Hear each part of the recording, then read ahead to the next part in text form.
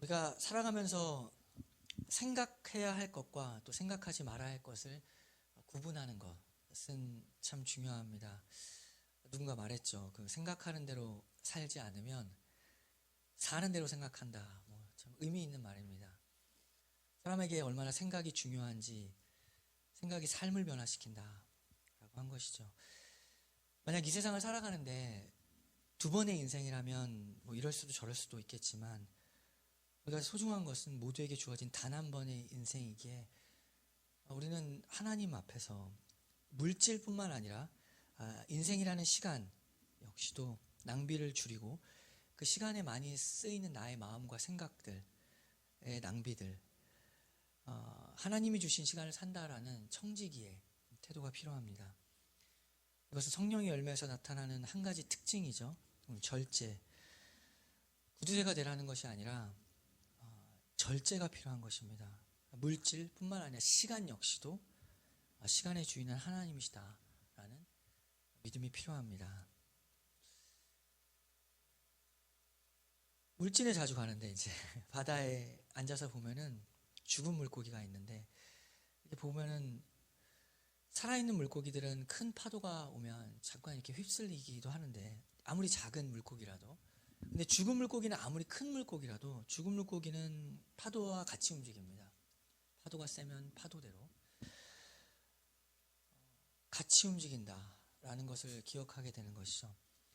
지난주에 동성에 큰 화두가 되어서 집회도 열렸는데, 지금 이런 세계의 여러 나라가 앓고 있는 큰 어두움, 타락의 물결들에 휩싸이지 않기 위해서는 우리가 하나님 안에서 우리의 마음과 또 생각을 지키는 것이 참으로 중요한 이 시대를 살아가고 있습니다.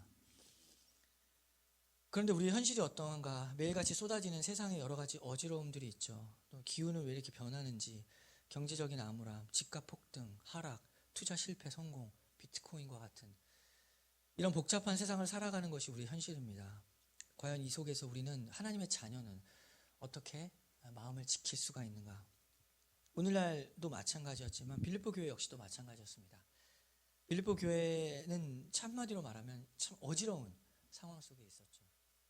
빌립보 교회의 어지러움이 무엇이냐? 큰 세 가지 문제가 있었는데, 첫 번째는 그 빌립보 교회 안에 한마디로 싸움이 있었다는 것입니다. 내적인 분열이 있었죠. 바로 이전에 우리가 지난주에 살펴봤던 것 같이 열심인 유오디아, 열심인 또 순두계, 둘 다 열심인 사람들 싸우고 있는 것입니다. 교회가 서로 미워하면은 어떤 일들이 생겨나면 그 교회는 발전이나 진전이 없습니다.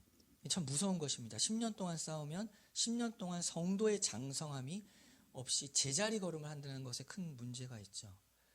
참 무서운 것입니다. 왜냐하면 10년 동안 시간은 흐르고 말씀을 들었기 때문에 지식은 쌓였는데 신앙이 자라지 않는 현실이 됩니다. 그래서 소위 말하는 라떼 있죠. 그 신앙으로 라떼들, 그리고 꼰대들 다 해봤다. 늘상 하는 소리가, 그러니까 많이 들리는 소리, 꼰대들 하는 말, 신앙의 꼰대들 다 해봤다 이거죠. 그러니까 신앙의 관념화된 신앙이라는 것이 참 무서운 것입니다. 아는데 안 하는 거죠. 이럴 때는 정말 어디서부터 수술을 해야 될지 참 답답할 때가 있습니다. 얘기를 듣다가 뭔 얘기를 해도 다 안다고 하니까 말씀이 들어갈 틈이 보이지가 않죠. 참 어려운 겁니다. 어디서부터 시작을 해야 될까? 만약 하나님의 사랑하시는 자녀라면 하나님이 어떻게든지 그렇게 막혀있는 구간을 뚫어내기 위해서 큰 수술을 하나 하게 하십니다. 어려움이 닥치거나 사랑하는 자녀들에게 그런 막혀있는 순간들이 오면은 때때로 어려움을 주시고 고통의 순간들을 주셔서 하나님께 돌아오게 하는 거죠. 너 당해봐라 라는 것이 아니라 돌아오게 하기 위하여 아픔을 또 주시는 것입니다. 이스라엘 역사가 그랬습니다. 우상을 숭배하고 예배는 드렸죠. 예배 안 드린 적 없습니다. 이스라엘의 역사를 보면서 예배는 드리지만 실상은 하나님과의 그 관계, 그 말씀이 멀어지니까 그들의 결국이 무엇이냐면 바벨론 포로가 된 것입니다. 출애굽으로 자유를 얻었는데, 자유를 주시기 위해서 구원했는데 다시 포로가 된 것입니다. 그때 주님께서 네가 지금까지 이렇게 했지 저렇게 했지 그래서 나를 떠났지, 너도 당해봐라 라고 하신 것이 아니라 하나님께서는 늘 끊임없이 선지자들을 보내셔서 돌아오라, 돌아오라라고 끝까지 그들에게 선포하셨습니다. 교회가 이렇게 서로 싸우면 여러 문제가 발생하지만 그 중에서 가장 심각한 타격이 무엇이냐면 바로 예배의 타락입니다. 성경에서 말하는 예배의 타락이 무엇이냐면 우리가 흔히 아는 것과는 좀 다릅니다. 무슨 예배당이 화려하게 최신식으로 꾸미고 의자가 영화관처럼 되고 북치고 장구치고 사운드도 최신으로 써서 조명이 화려하고 최신 시설을 영국 무대로 꾸며놓았다. 그래서 인테리어 많이 들여서 현대식으로 바꿨다. 이런 이야기들은 사실 예배 타락에서 굉장히 작은 문제입니다. 그게 전부가 아니라는 것이죠. 성경이 말하는 예배의 타락의 초점은 무엇이냐면 우상 숭배에 있는 것처럼 그 예배자가 하나님도 섬기고 우상도 섬기는 것. 예배를 드리지만 그 예배가 형식에 머무르는 형식주의에 대해서 늘 하나님께서는 그것을 질타하신 것입니다. 하나님을 예배하게 하지만 마음이 딴 데가 있는 거죠. 거기서부터 예배의 타락이 시작됩니다. 대놓고 우상 숭배하는 게 처음부터 그런 게 아니라 마음이 딴 데가 있는 예배를 말하는 거죠. 예배당 어떠하다, 이게 조명 막 이렇다, 이것은 작은 문제입니다. 구식이다, 현대식이다. 성경은 그런 것들을 가지고 그런 형식에 대해서 그런 것들을 질타한 적이 없고 너희의 마음이 어떠하냐, 예배자의 마음이 어떠하냐, 너희는 정말로 나를 사랑하느냐, 그 마음으로 영과 진리로 예배하느냐, 늘 그것을 우리에게 물으신 것입니다. 요한복음 4장 23절을 보면 아버지께 참되게 예배하는 자들은 영과 진리로 예배할 때가 오나니 곧 이때라. 아버지께서는 자기에게 이렇게 예배하는 자들을 찾으시니라.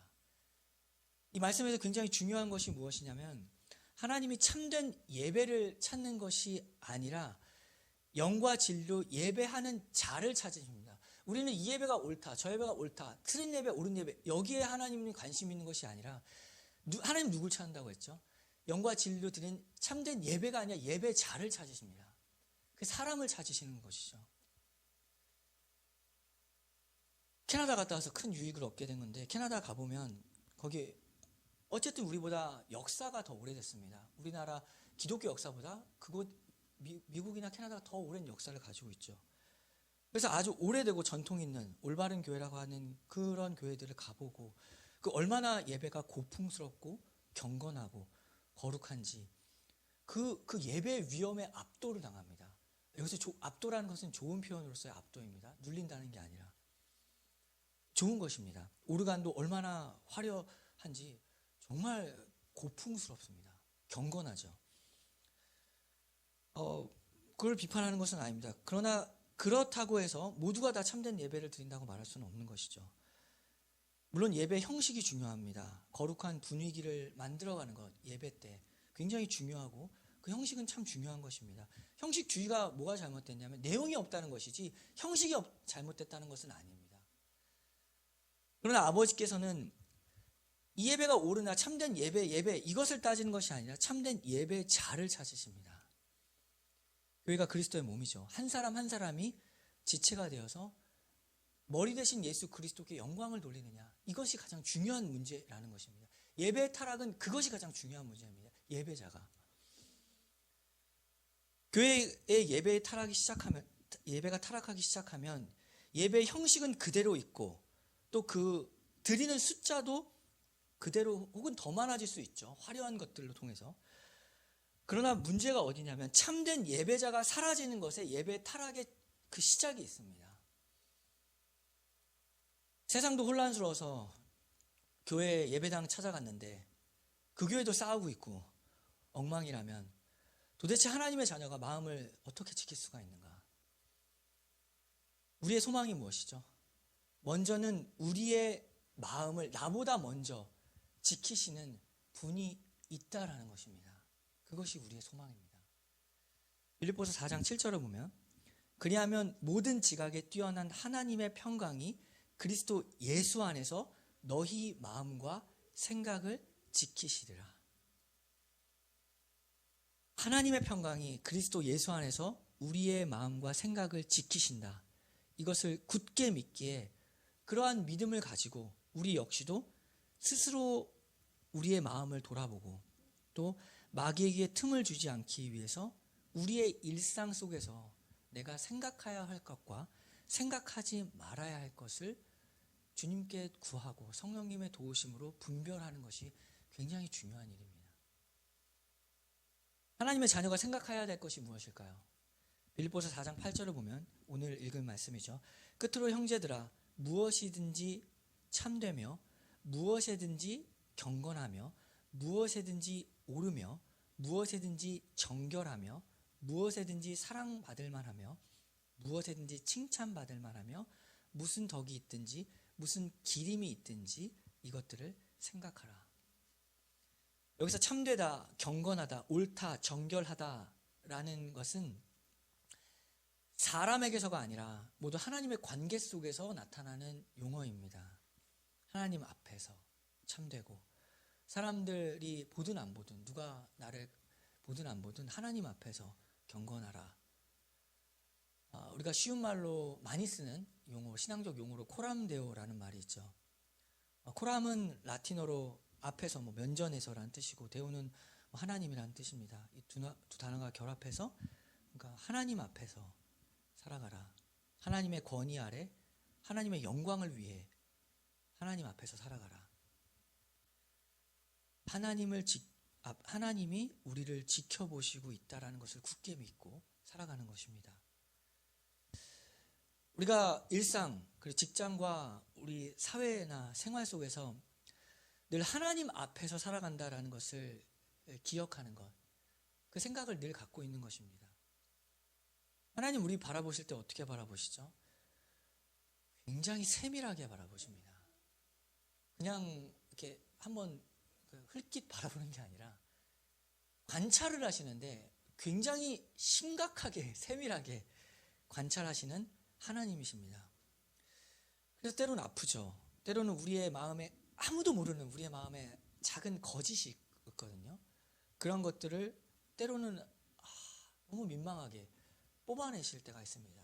드러내셔서 그거 밝히시기도 하시죠. 그거를 관찰하신다고요. 나도 지나쳤던 그 나의 마음에 아주 있잖아요. 그거를 드러내시는 하나님이심을 발견하게 되죠. 고통스럽습니다. 그런데 그걸 꼭 치료를 해야 되거든요. 그거를 드러내시죠. 다윗이 당했죠. 당했다는 표현이 너무 좀 그렇지만 다윗 드러났잖아요. 다윗의 세상 속에 모두가 다 알 수 있게 다 백주 대낮에 다윗의 죄를 드러내셨던 하나님이십니다. 마음이 합한 자였던 다윗의 그 죄악을 다 드러내셨죠. 그러나 한편으로 그렇게 세밀하게 관찰하시기 때문에 우리가 아무에게도 말할 수 없는 나의 마음의 그 아픔과 말해버리면 왠지 민망한 이야기들까지도 하나님은 아시고 그것들을 치유하시는, 세밀하게 치유하시는 하나님이십니다. 무엇이든지 사랑받을 만한 생각들을 하라고 그랬죠. 하나님 어떻게 생각하실까? 그러니까 우리의 생각이 어떻게 돼야 되나, 일상 속에서 늘 하나님 어떻게 생각하실까?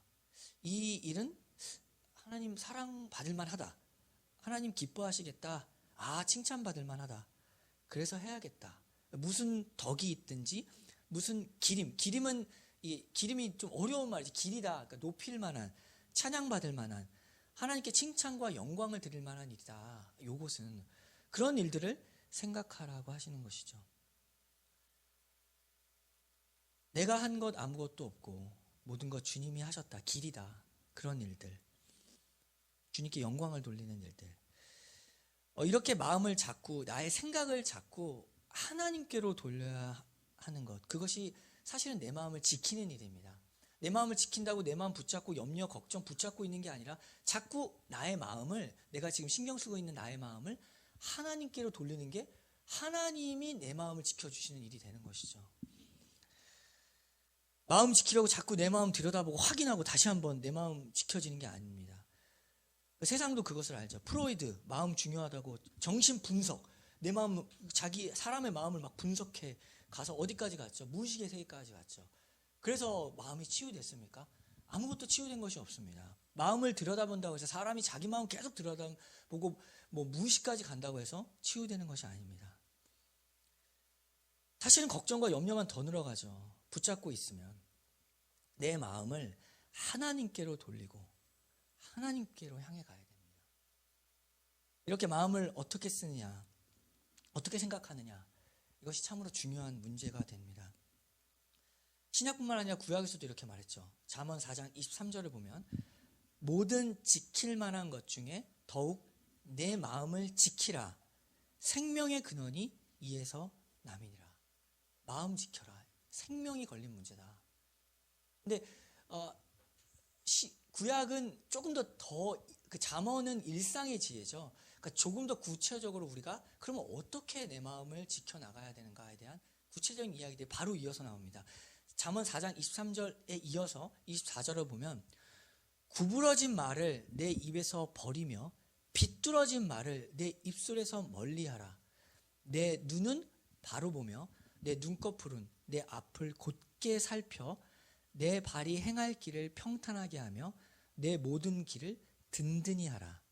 좌로나 우로나 치우치지 말고 내 발을 악에서 떠나게 하라. 생명의 근원이 마음에서 난다.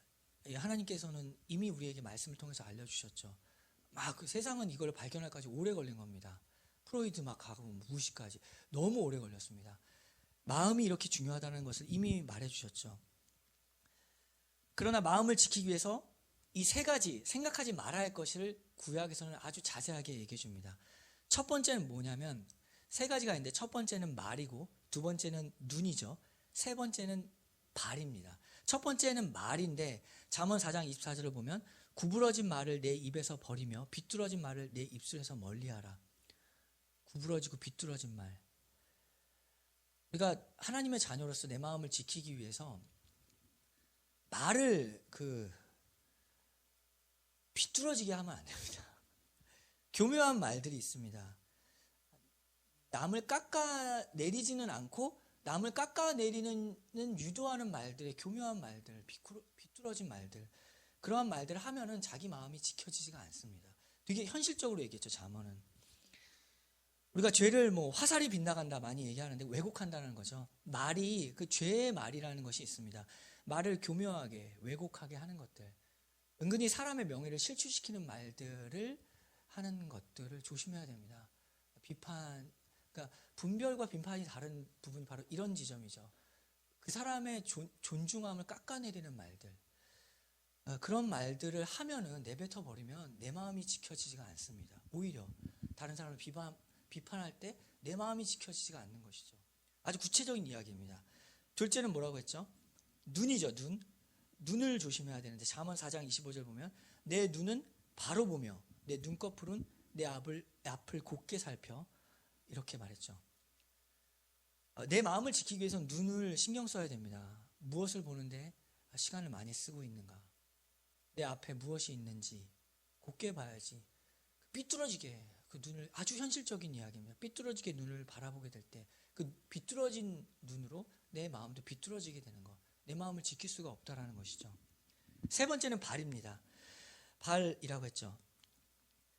내 발이 행할 길을 평탄하게 하며 내 모든 길을 든든히 하라. 그 발이 가는 길 속에서 좌로나 우로나 치우치지 말고 내 발을 악에서 떠나게 하라. 악이랑 함께 있으면서 나는 믿음이 좋다, 내가 이거 이길 수 있다, 도망쳐야 돼요. 내 발을 악에서 떠나게 하라. 안 좋은 것들이 있다면 그런 것들을 막 보면서 이기려고 하지 말고 떠나야 됩니다. 내 발을 악에서 떠나게 하라. 그리고 가는 길을 보라고 했죠. 내가 어디를 가고 있는가, 또 누구를 만나고 있는가. 가는 길은 또 상징적 의미입니다. 내 삶은 무엇을 지금 쫓아가고 있는가. 돈인가, 하나님 외에 다른 사람의 인정에 또 목마른 사람들이 굉장히 많이 있습니다. 나는 돈은 신경 안 써. 그런데 이제 명예나 인정을 굉장히 목숨처럼 신경 쓰는 사람들이 있죠. 하나님 외에 그 무엇이 정말 중요한가? 내가 다른 무엇을 추구하며 살아가고 있지는 않은가? 무엇을 쫓아가고 있게 이렇게 허덕이고 있는가? 내 발이 어디로 가고 있는가를 생각해야 됩니다. 그런 방향 속에서는 마음이 지켜지지가 않습니다. 또 신앙도 마찬가지죠. 좌로나 우로나 치우치지 말라. 이게 어떤 하나의 그 신앙의 하나님의 말씀을 전체적으로 바라야 되는데 하나에 꽂히는 게 있습니다.